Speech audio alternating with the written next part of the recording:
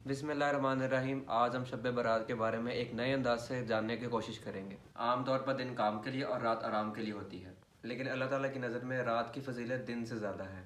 हर रात में एक वक्त ऐसा आता है जो कि तहज्जुद का टाइम होता है, जिसमें अल्लाह ताला नुज़ूल फरमाते हैं, और ये कबूलियत का टाइम होता है। शब बारात वो बरकत रात है जिसमें मगरिब से लेकर फजर तक अल्लाह ताला आसमानों पर नुज़ूल फरमाते हैं और फरिश्तों से निदा करवाते हैं कि है कोई मांगने वाला, है कोई बीमार जिसको मैं सेहत अता फरमा दूँ, है कोई परेशान जिसकी मैं परेशानी दूर फरमा दूँ। और इस रात में रिस्क के दरवाजे खोल दिए जाते हैं, और इस रात में जिन रूहों ने आना होता है फरिश्तों को उनके नाम दे दिए जाते हैं, और जिन लोगों ने इस दुनिया से जाना होता है फरिश्तों को उनके नाम भी दे दिए जाते हैं। लोग अपने कामों में मसरूफ़ होते हैं, उन्हें ये नहीं पता होता कि उनके नाम मौत की लिस्ट में लिख दिए जाते हैं। इस रात रसूल सल्लल्लाहु अलैहि वसल्लम पूरी रात इबादत करते थे और सुबह को रोज़ा रखते थे।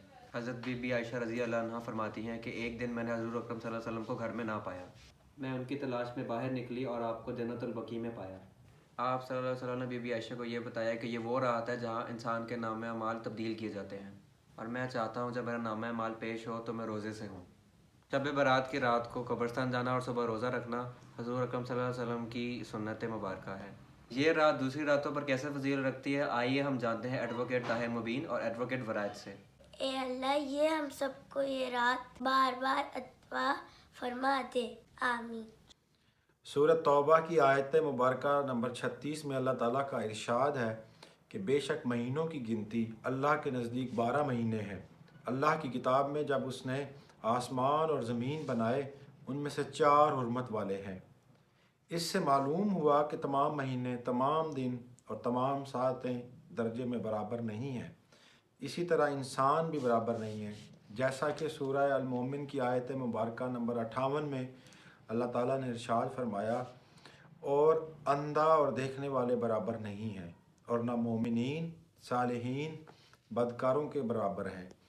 तुम बहुत कम ध्यान करते हो। बिस्मिल्लाहिर्रहमानिर्रहीम।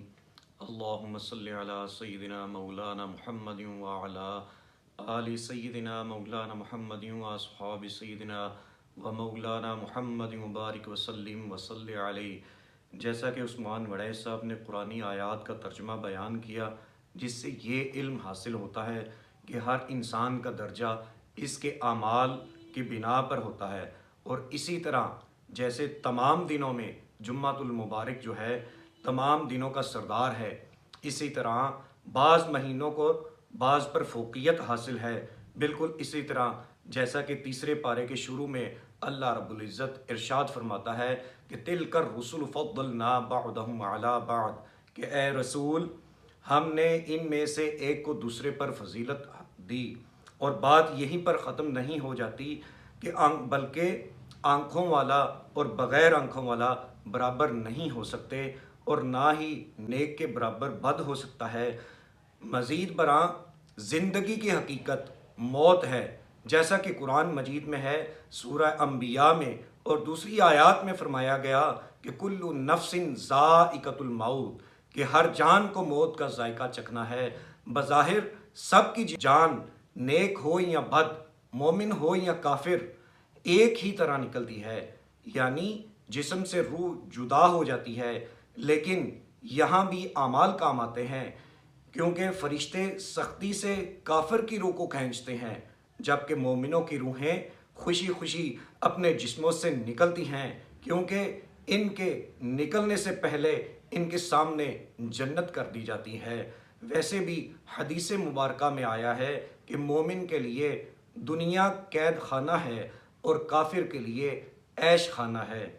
सूरह नाज़िआत पारा नंबर 30 की इब्तदाई आयात में अल्लाह रब्बुल इज़्ज़त इरशाद फरमाता है कि वन नाज़िआति ग़रक़न वन नाशिताति नश्तन वस्साबिहाति सबहा, कसम इनकी के सख्ती से जान खींचें और नरमी से बंद खोलें, यानी जान निकालने वाले फरिश्तों की कसम जो कुफार की जान सख्ती से निकालते हैं और मोमिनों की जान नरमी से निकालते हैं। इसका मतलब यही है कि मोमिन को सुकरात की शिद्दत महसूस नहीं होती, क्योंकि इसे जमाले मुस्तफ़ाई दिखाया जाता है।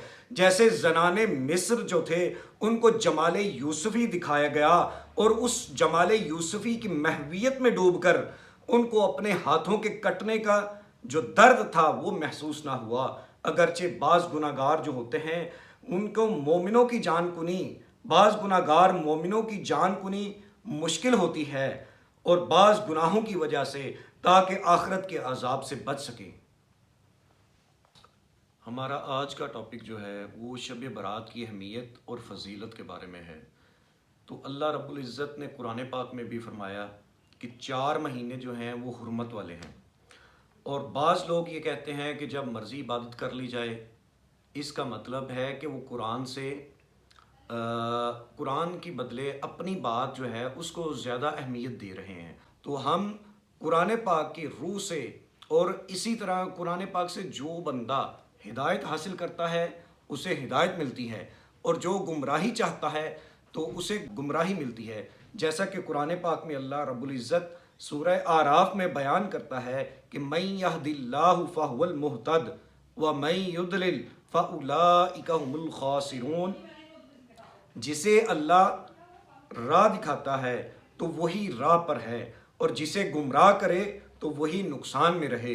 رب کے گمراہ کرنے کا معنی یہ ہے کہ انسان کے اپنے ارادے کی وجہ سے رب اسے گمراہی دے دیتا ہے، جیسے قتل کے وقت رب تعالی مقتول میں موت پیدا فرماتا ہے۔ اگلی آیہ مبارکہ میں اللہ رب العزت فرماتا ہے کہ بے شک ہم نے جہنم کے لیے بہت سے ایسے جن اور انسان پیدا کیے جن کے دل ہیں مگر وہ ان سے سوچتے نہیں ہیں، اور ان کی آنکھیں ہیں مگر وہ ان سے دیکھتے نہیں ہیں، اور ان کے کان ہیں مگر وہ ان سے سنتے نہیں ہیں۔ وہ جانوروں کی طرح ہیں بلکہ ان سے زیادہ گمراہ ہیں، اور وہ غفلت میں پڑے ہوئے ہیں۔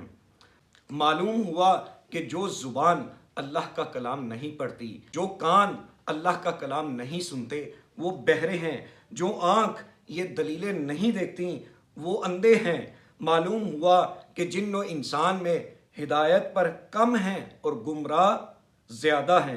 اسی لیے قیامت میں حضرت آدم علیہ السلام کو حکم ہوگا کہ اپنی اولاد سے فی 1000 ایک جنت کا حصہ نکالو اور 999 دوزخ کا حصہ۔ یہ بھی معلوم ہوا کہ اگر انسان ٹھیک رہے تو فرشتوں سے بڑھ جائے اور اشرف المخلوقات کہلائے گا، اور اگر الٹا چلے اللہ رب العزت کا جو پیغام ہے، جو حکم ہے، اس کے مخالف سمت چلے تو وہ جانوروں سے بھی بدتر ہے۔ کتا جو ہے وہ بھی سونگ کے منہ ڈالتا ہے، مگر یہ انسان بغیر تحقیق کے حرام حلال سب کچھ کھا جاتا ہے۔ حضرت نوح علیہ السلام کو حکم ہوا کہ کشتی میں جانوروں کو بٹھا لو لیکن کسی کافر کو نہ بٹھانا۔ بظاہر تمام کائنات کا مالک اللہ، ہر زمین اللہ کی، لیکن کوئی زمین بنجر ہوتی ہے تو کوئی کاشت والی ہوتی ہے، کہیں ریگستان ہے تو کہیں سبزہ ہی سبزہ۔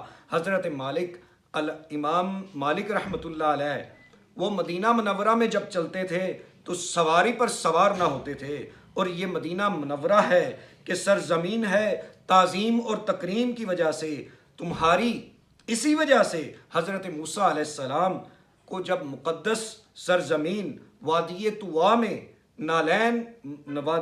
میں نالین یعنی اپنے جوتے اتار کر داخل ہونے کا حکم ہوا، اللہ رب العزت نے فرمایا کہ انی انا ربک فاخلع نعلیک انک بالوادی المقدس طوا، بے شک میں ہی آپ کا رب ہوں، سو آپ اپنے جوتے اتار دیجئے، بے شک یہ مقدس طوا ہے، یہ مقدس وادی ہے۔